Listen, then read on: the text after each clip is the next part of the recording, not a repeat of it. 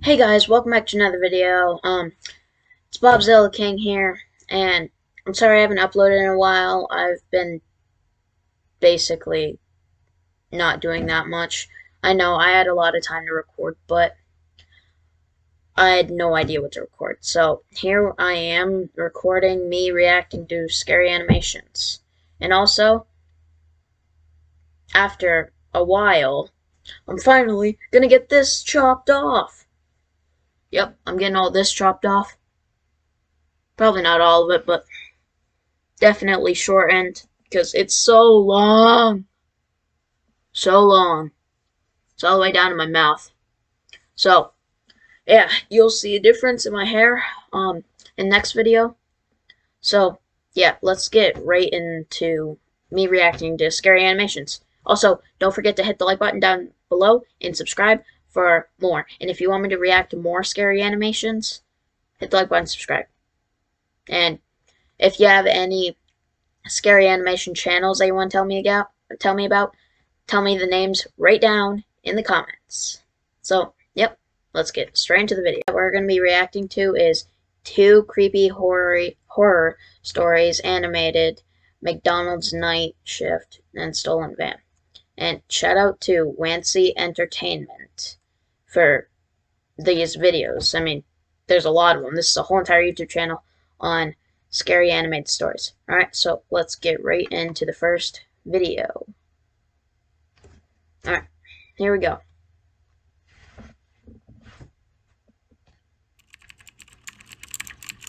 I was young and fresh out of high school. I needed work, so I sent in resumes to all sorts of entry-level positions.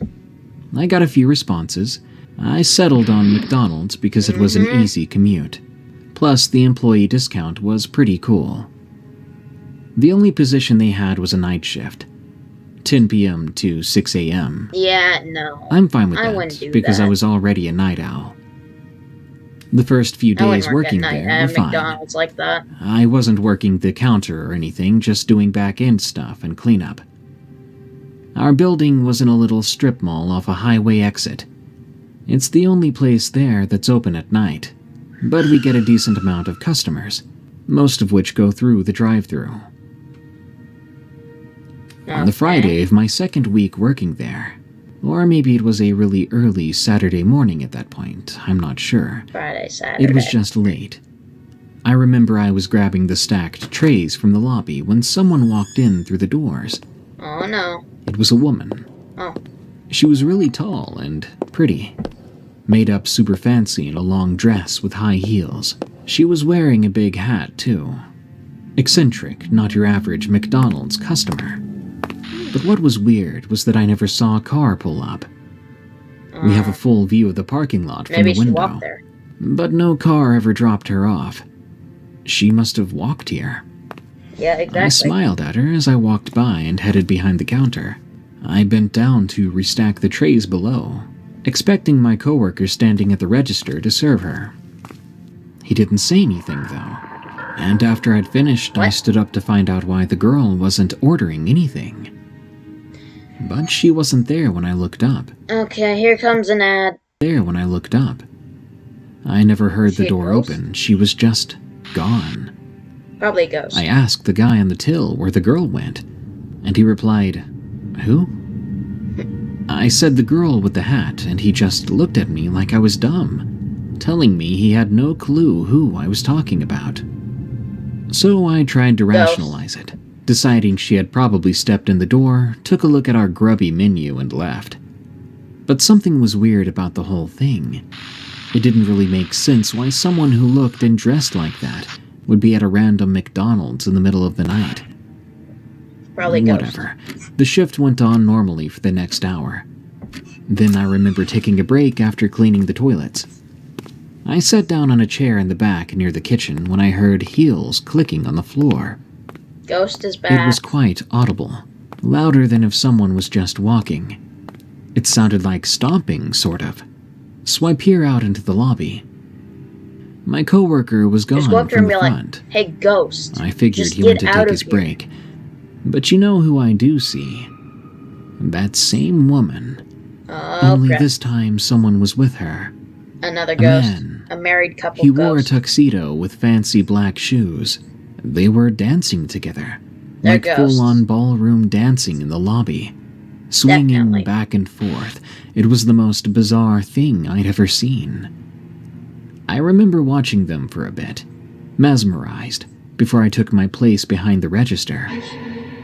I said something along the lines of, can I help you? They both looked at me at the same time. Okay, that's As they terrifying. stared, I felt a hand grab my shoulder with a firm grip. Instinctually, I turned around. No one was there. God, there's another ad.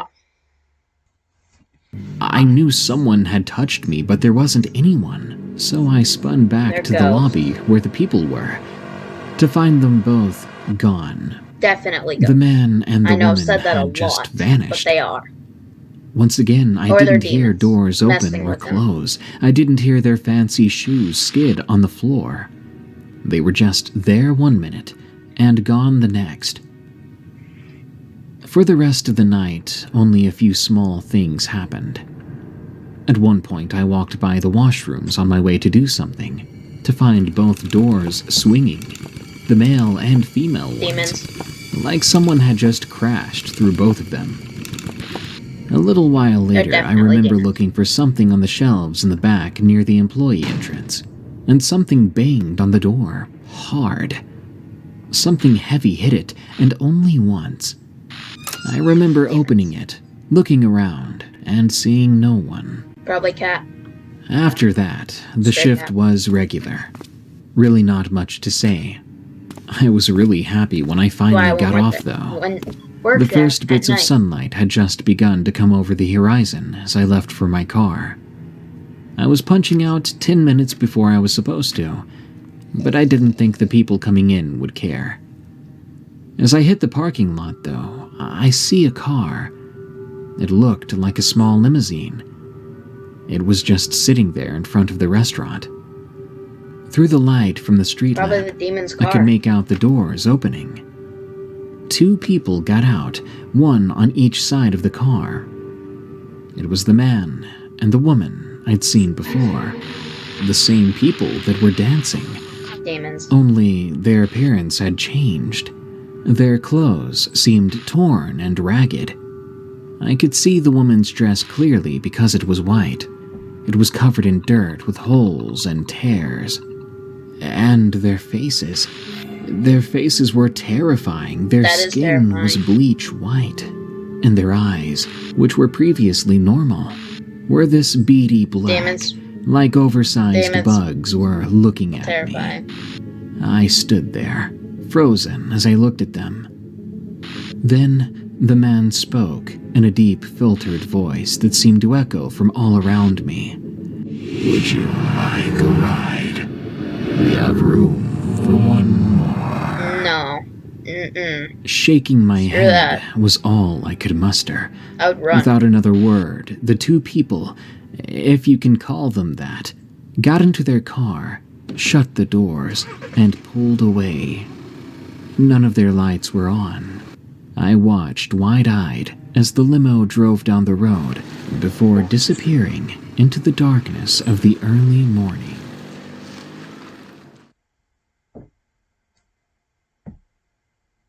Demons.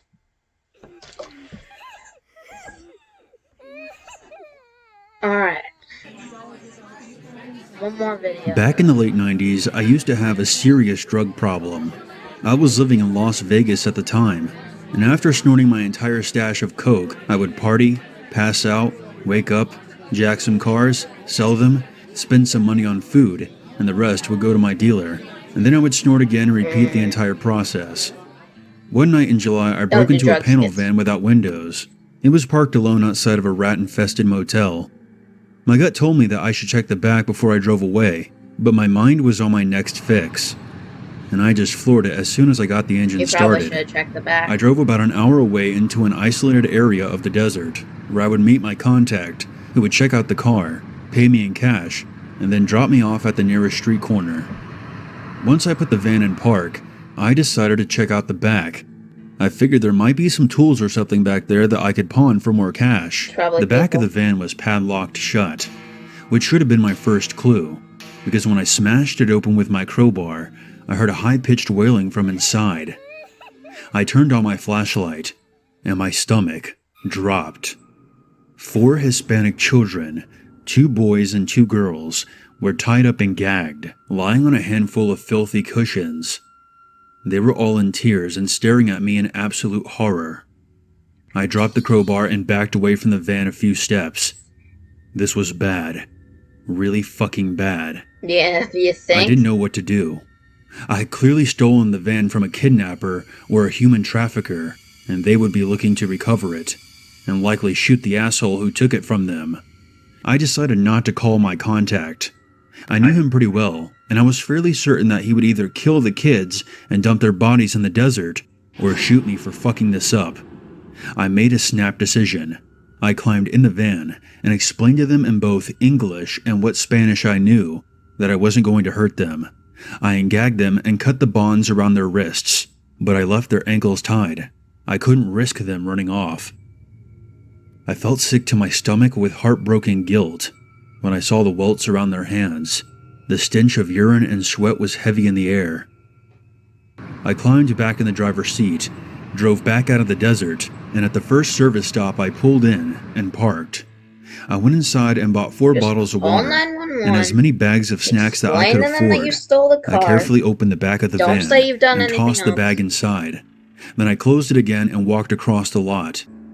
I made an anonymous phone call to the police from a Yeah. payphone, Or that. and then walked to the next service station, where I had a friend come pick me up.